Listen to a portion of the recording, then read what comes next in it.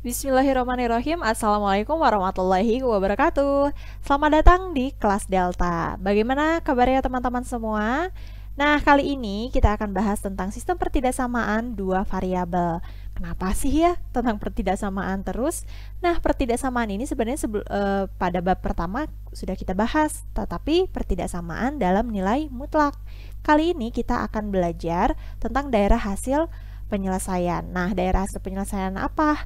Yaitu daerah hasil penyelesaian tentang linear kuadrat. Jangan lupa untuk like, komen, dan share kepada teman-teman kalian. Apabila belum subscribe, silakan subscribe terlebih dahulu dan nyalakan lonceng notifikasinya. Yuk, bersama-sama bantu buat kelas Delta untuk menjadi pelopor utama dalam bidang pendidikan. Tujuan pembelajaran kita hari ini, yang pertama kita akan menjelaskan atau Ibu akan menjelaskan tentang definisi dan bentuk umum sistem pertidaksamaan dua variabel. Yang utamanya adalah dalam linear kuadrat. Kemudian, kita akan menyelesaikan sistem pertidaksamaan dua variabel yang utamanya yaitu dalam linear kuadrat dan menyatakan permasalahan dalam kehidupan sehari-hari ke dalam bentuk sistem pertidaksamaan dua variabel linear kuadrat serta menentukan penyelesaian sistem pertidaksamaan dua variabel linear kuadrat. Nah, nanti untuk yang kuadrat-kuadrat itu sudah ada di video selanjutnya. Jadi, silakan amati dan lihat untuk video ini dan pelajari. Jika ada pertanyaan, silakan langsung ke kolom komentar. Untuk sistem pertidaksamaan dua variabel linear kuadrat. Oke, kita kenalan dulu nih dengan bentuk umumnya. Bentuk umumnya bagaimana sih untuk pertidaksamaan linear kuadrat? Bentuk umumnya adalah yang pastinya memiliki bentuk linear, kemudian memiliki bentuk kuadrat. Nah, di dalam pertidaksamaan linear kuadrat itu biasanya tertulis Y kurang dari, Y lebih dari, Y kurang dari atau sama dengan, Y lebih dari atau sama dengan, yang mana tanda bintang yang di sini bisa kita ganti dengan 4 tanda pertidaksamaan atau 4 tanda ketidaksamaan. Ya, semoga dapat dipahami untuk bentuk orange ini.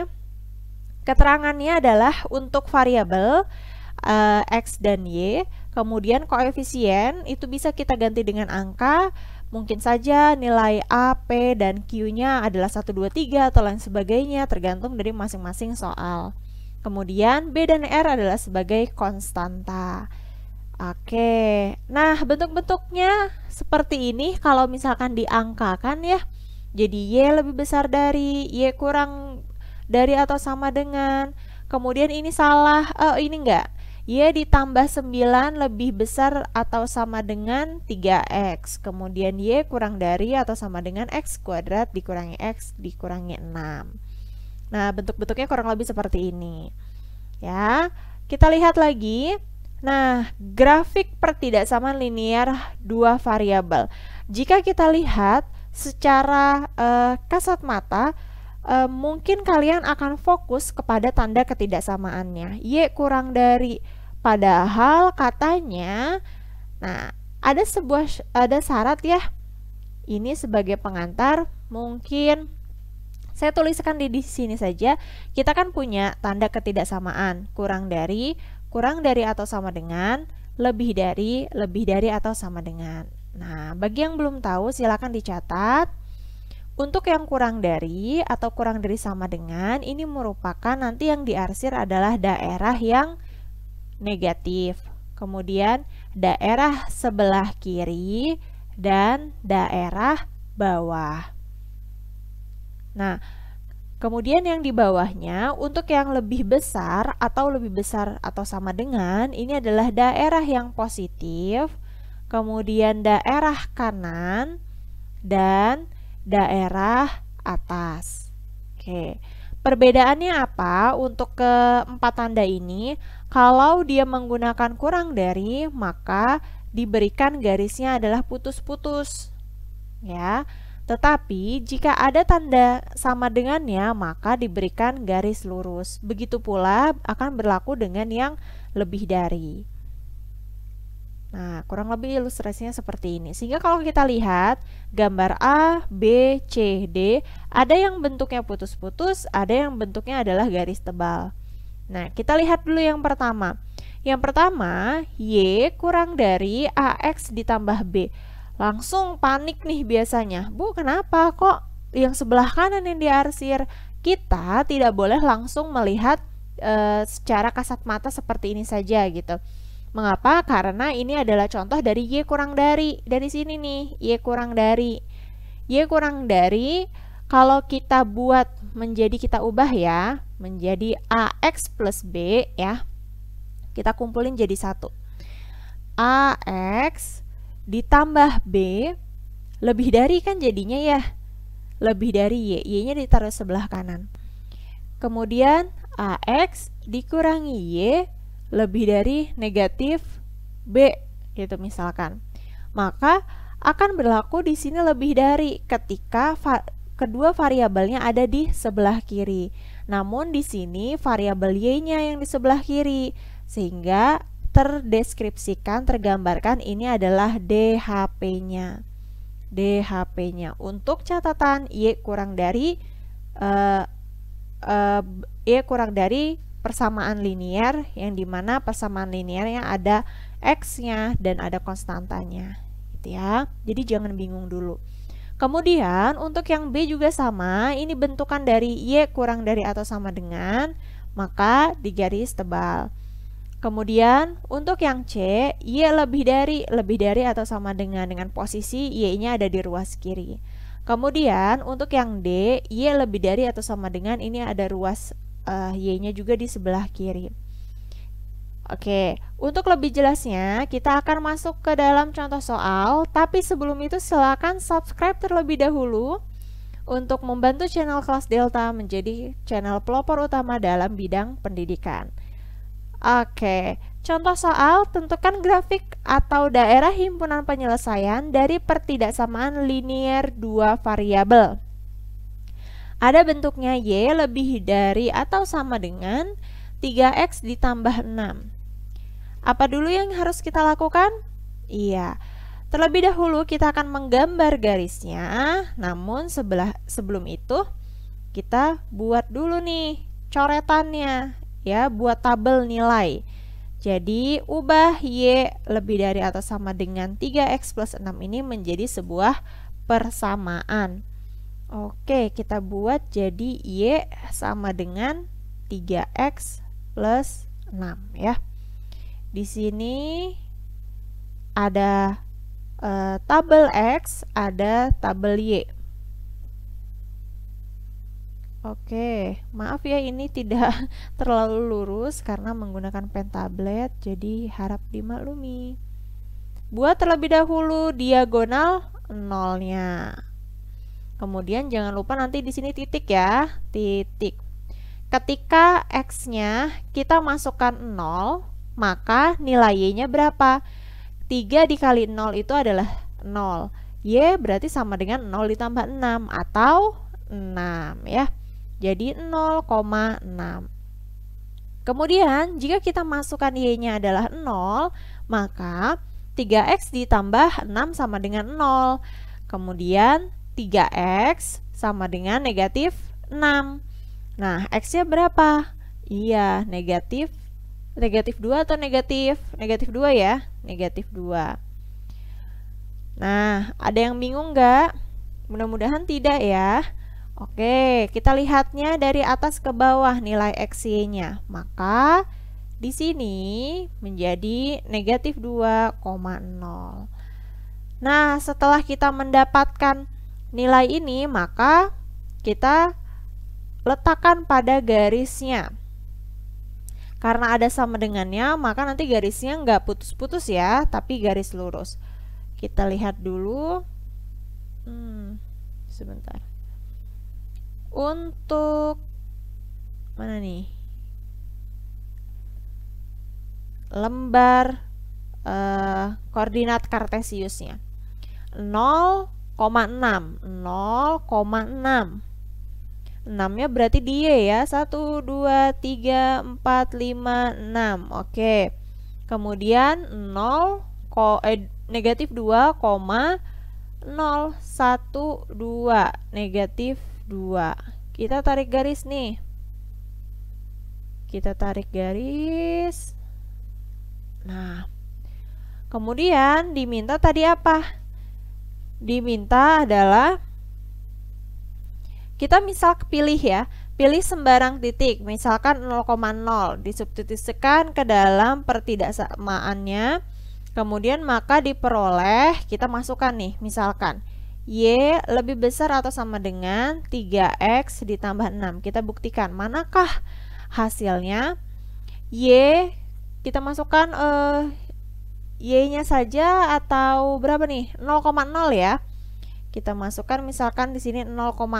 Maka Y-nya 0 lebih besar atau sama dengan 3 dikali 0 ditambah 6.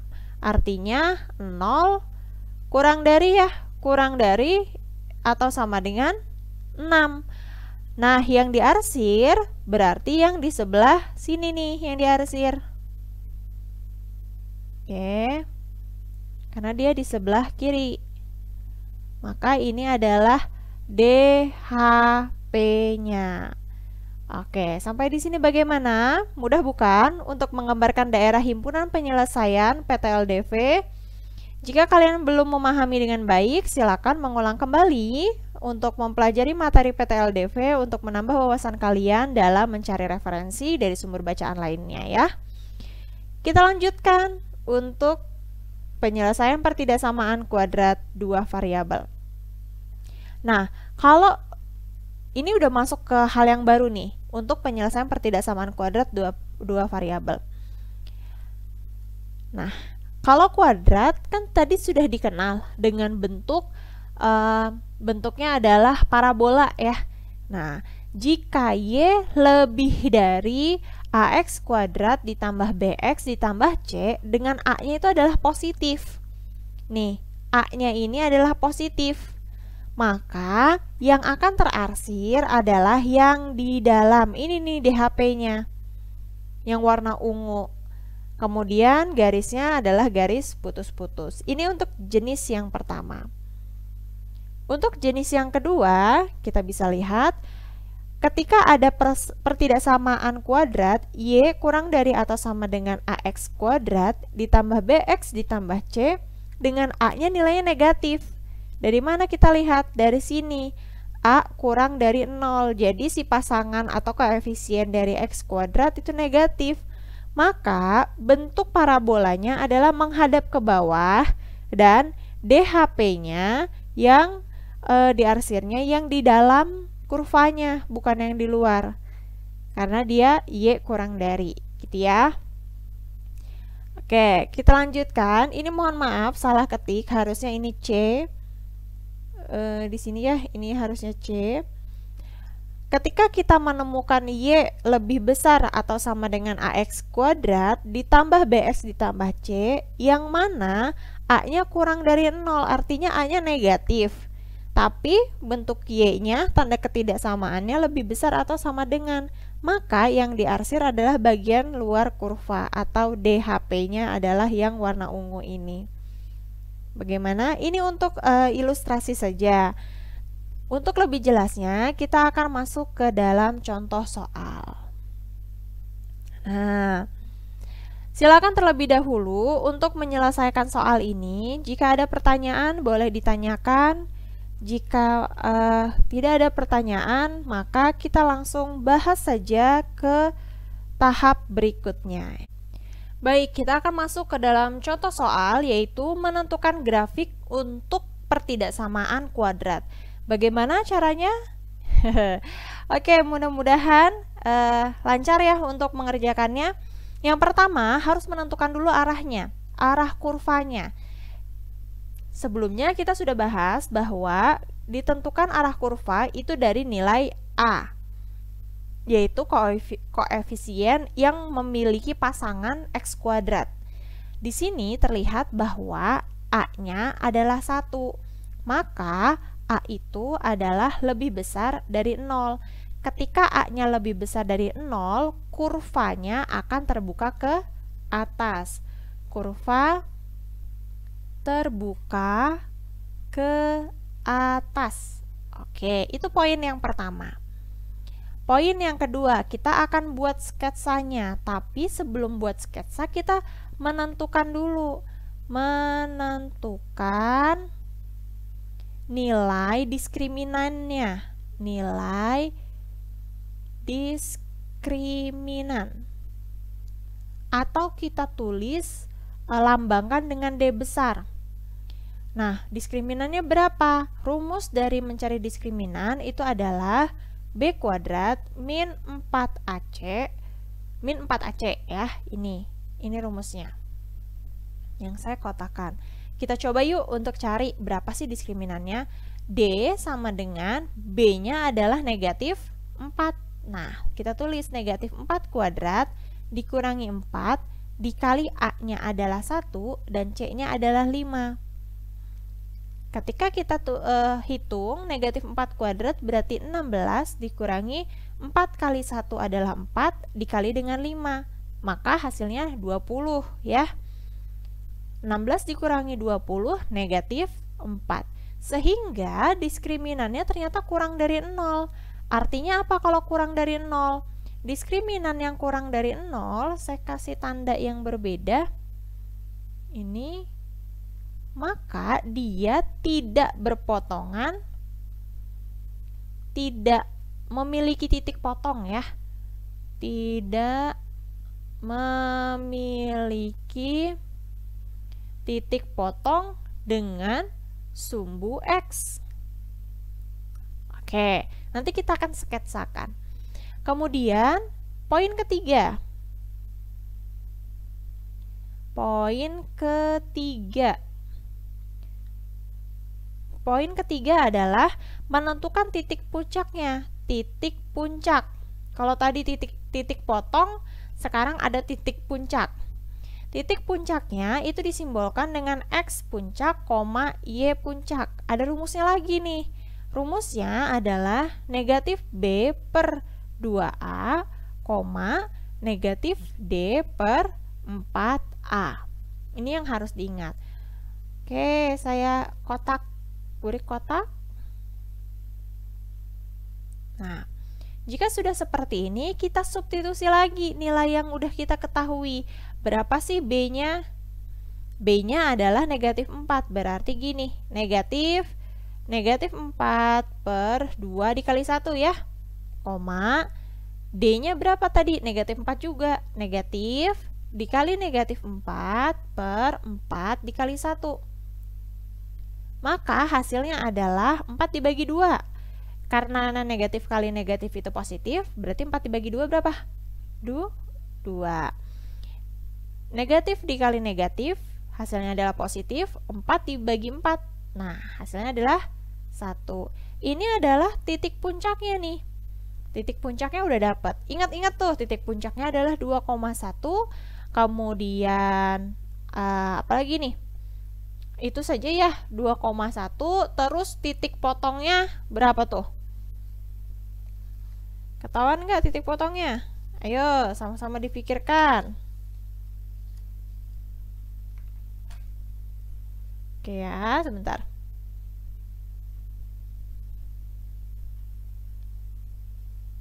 Oke, ini videonya agak nge-lag dia.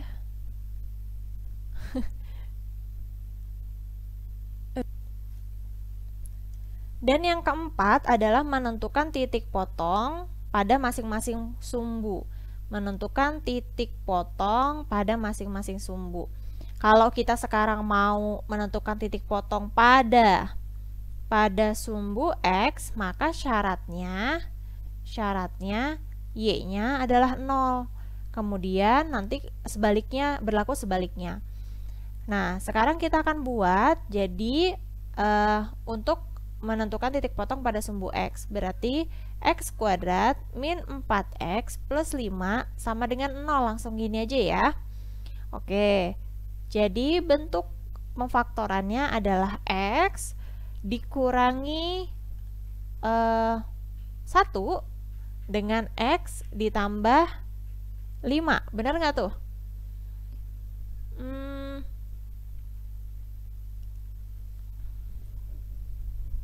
Oke, kayaknya sih nggak ini ya, nggak sinkron. Kira-kira berapa yang hasilnya kalau dikaliin adalah positif 5, tapi kalau ditambah adalah negatif 4?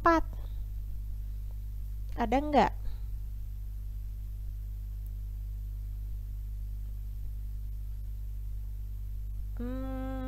Nggak ada ya?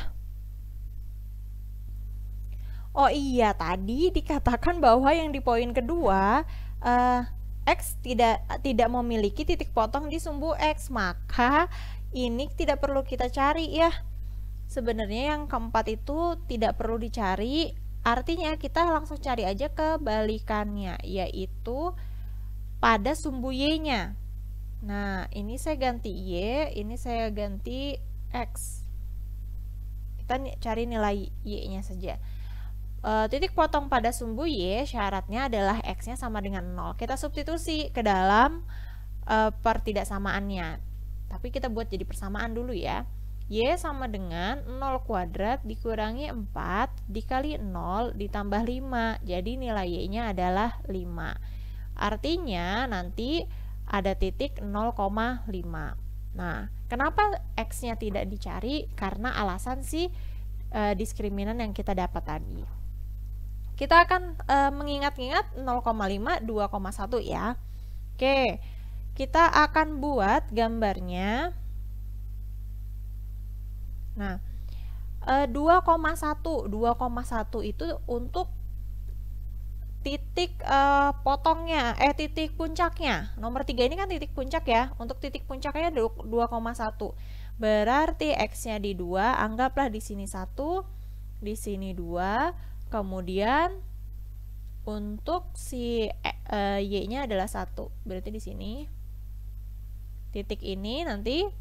Kemudian ada lagi titik potongnya di sumbu Y. Oke, titik potongnya di sumbu Y. Angkanya ada 5. Tuh 2, 3, 4, 5. Sini ya. Kita buat menjadi ini. Nah, kurang lebih seperti ini.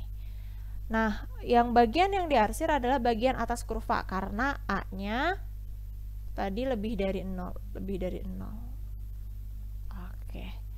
Oke, demikian hasil dari grafik linear kuadrat. Apabila ada pertanyaan, silakan tanyakan ke kolom komentar. Untuk video selanjutnya, simak video selanjutnya ya, untuk kuadrat-kuadrat atau linear kuadrat lainnya. Salam kelas Delta. Jangan lupa like, comment, share, dan subscribe. Wassalamualaikum warahmatullahi wabarakatuh.